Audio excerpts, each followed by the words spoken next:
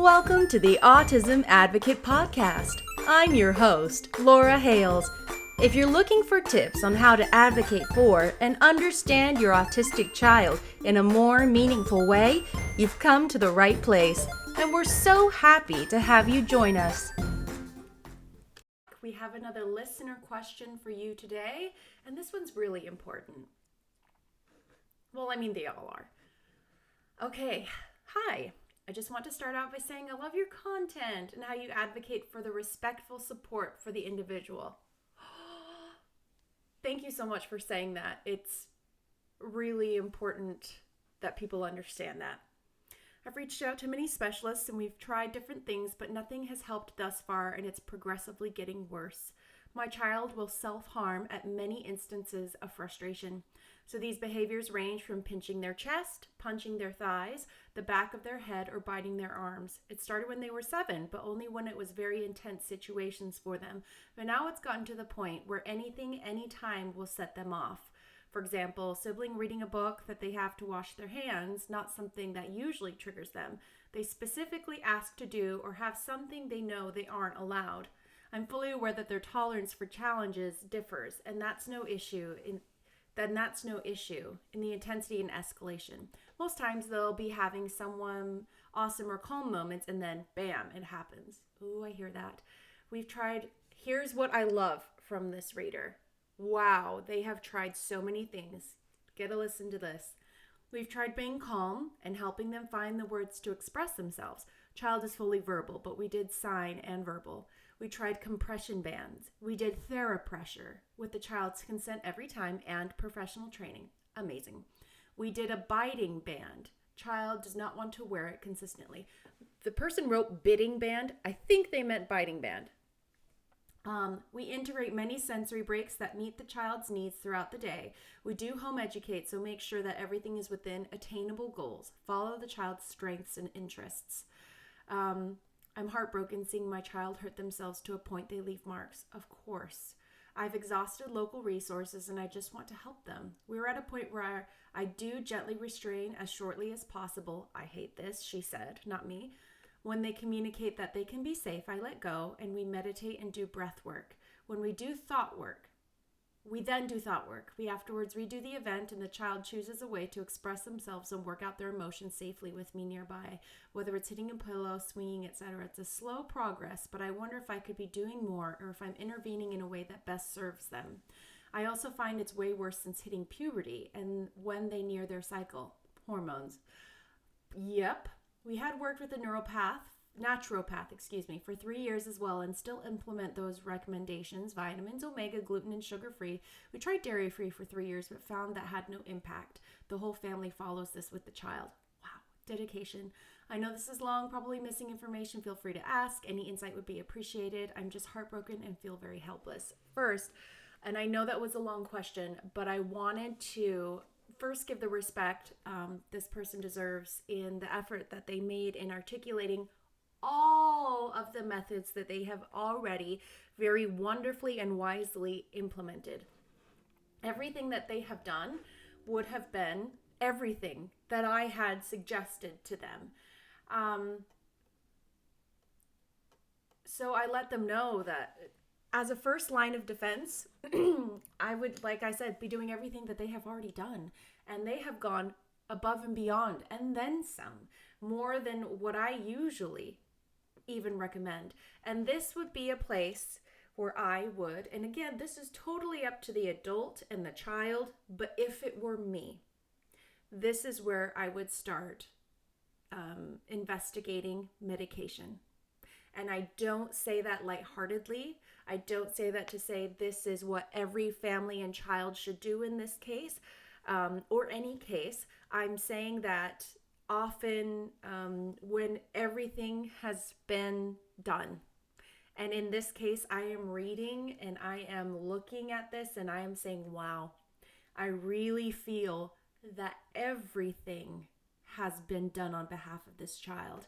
And what the issue that the parent is talking about is not that the child's behavior is inconvenient for other people, inconvenient for a school setting, inconvenient for home. that it's disruptive, that it's distracting for others. What they are communicating is that the child themselves is experiencing immense emotional distress, and enough emotional distress that they are physically harming themselves to the point where they're causing physical distress. Not physical distress, physical harm, to the point where it's leaving marks. So for me personally, now I would never say to a parent, I am not a doctor, right? This is just if this was my child in my situation. For me, when I turn to medication, it's when I have done everything within my power as a parent within their educational system and this person has indicated they home school, meaning that they have complete control over the environment, and they are doing so many sensory integrations. They're trying to redirect to other things that align with what the child is communicating they need. And I am loving everything that they have talked about, and I don't see any stone unturned, and I still see the child suffering. Now, I will say that I have no shame in letting people know that I myself take antidepressants. It's something that is genetic in my family. I absolutely have no problem with medication. I do understand the risk that is involved with any kind of medication, but especially when you're making that decision on behalf of somebody else. And maybe that's somebody else who can't necessarily read their body signals or articulate their feelings very well.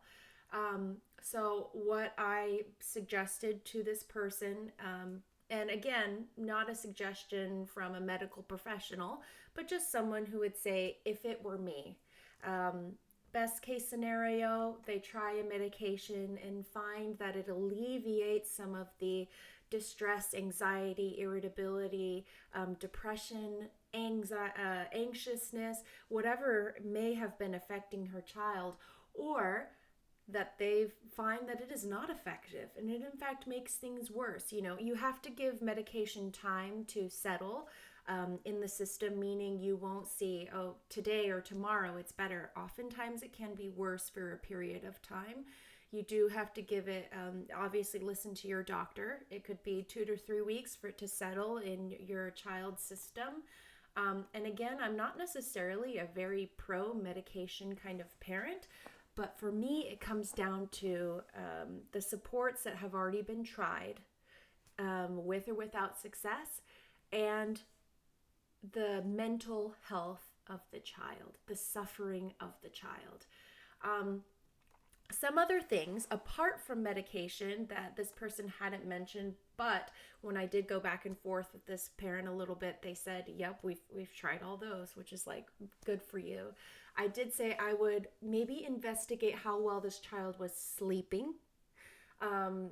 Sleep, as you know, if you don't get a good night's sleep, especially as a child is developing, their body is growing, especially as hormones are changing, as this parent had reiterated, especially as they indicated when this child is premenstrual, which absolutely makes sense. As someone who has a menstrual cycle, oh my goodness, I hear that. So sleep can be huge. It's when the body restores itself, recharges, resets for the day, sets a clean slate. And if that's not being effective, and that's not to say that they don't come in and bother you in the middle of the night. That's not what we're talking about. We're talking about that maybe they have sleep apnea. Maybe they only go through 1 REM cycle versus the recommended 2 REM cycles. Maybe their sleep isn't very deep or quality sleep. And those are only things that you might be able to find out from a sleep study, or if you're like me, you have a watch that measures what kind of sleep you're having versus just, okay, well, I know I laid down in bed and slept from this time to this time, right? So I would look into sleep. The other things I would look into are physical pain. Now, she said that her child is verbal. And a lot of times, even if children, especially autistic children, are verbal, they may struggle with interoception, which is your body's ability to process feelings, signals from within itself. So if you have a headache, you might not be reading that signal appropriately. Hunger, thirst, fatigue, temperature, hot or cold, that you struggle with those brain signals to understand those completely. So maybe your child has some physical pain in their arms, in their legs, especially as your child is growing. Those growing pains, I don't know if y'all remember those, are horrific. Oh my gosh, they are so outrageously painful. And you can be not having any pain and then suddenly really intense pain for quite a few days. So I recommended to this person, perhaps there's physical pain. So maybe massaging gently, legs, arms, neck, other areas that often display those kind of growth pains or other pains that maybe the child is not able to two things, either express appropriately, verbally, or however else communicate, or that they can't process that that's exactly what's going on and causing the anxiety or the distress in the child.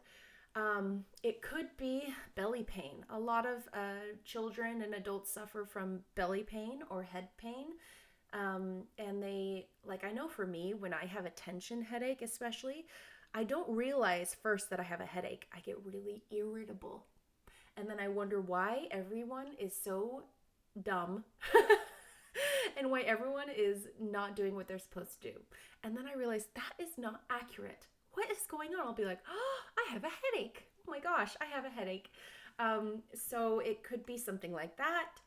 And they're struggling to, like I said, consistently read that signal or process that that's what's happening and articulate or express it.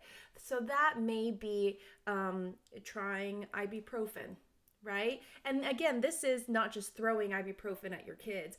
That's like before they're trying a heavier medication with a doctor, right? Maybe you're trying something that's anti-inflammatory that reduces pain, physical pain. And if you notice that there's good reception there, it could give you a clue to something else that's going on a deeper level. This person says they have modified the child's diet before, and that absolutely makes sense. So there are times where if you can take data and track when, I realized that every time this happened, it was after they had a big cup of milk. Maybe take out dairy for a while. And this person said they had already done that. But it could be from any other trigger within their diet. The other thing I asked was relating to belly pain about bowel movements and other toileting procedures. Are the bowel movements consistent? Do they happen to be constipated?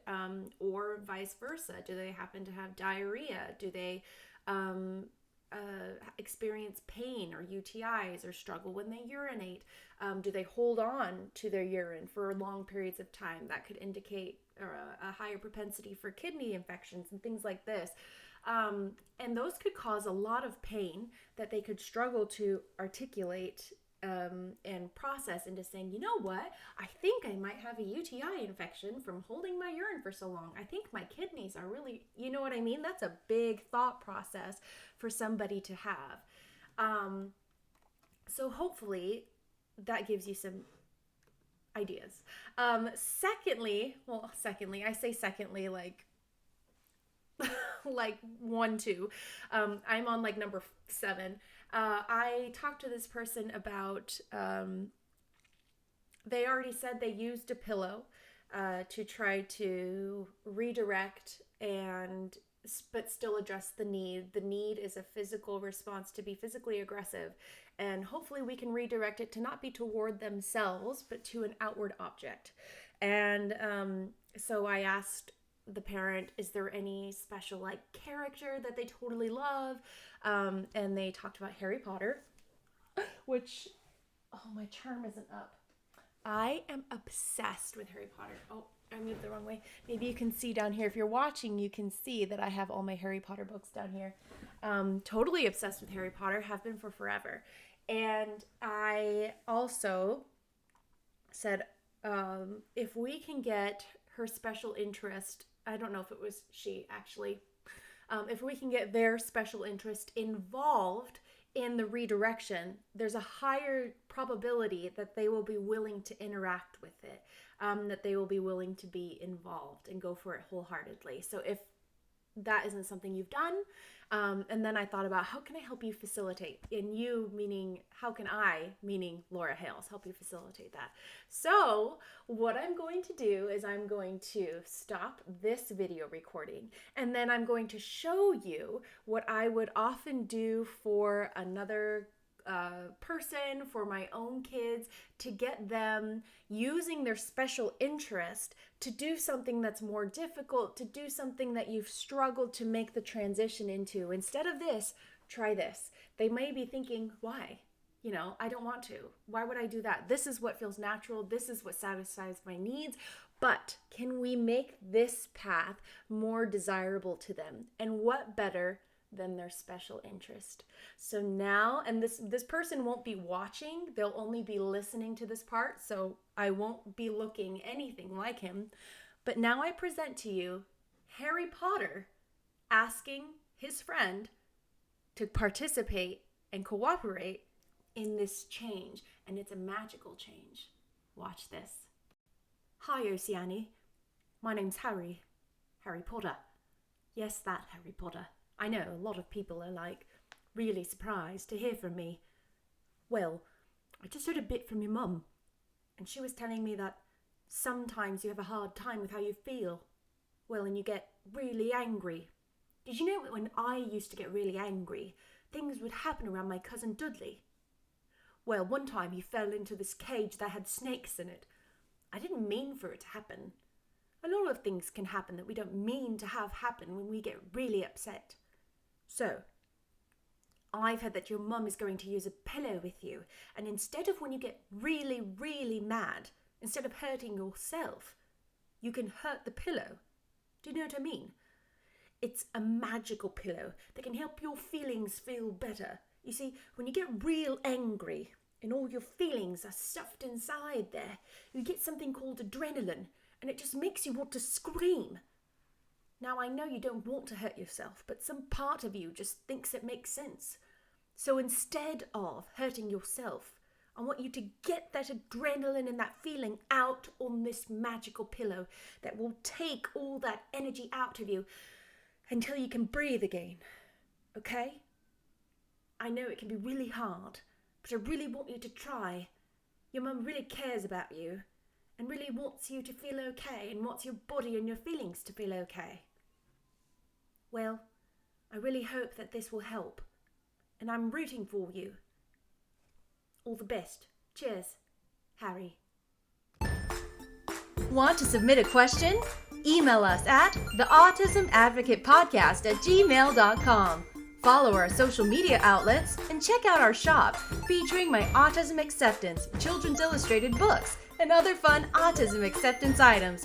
Don't forget, I'm rooting for you, and we'll see you next time.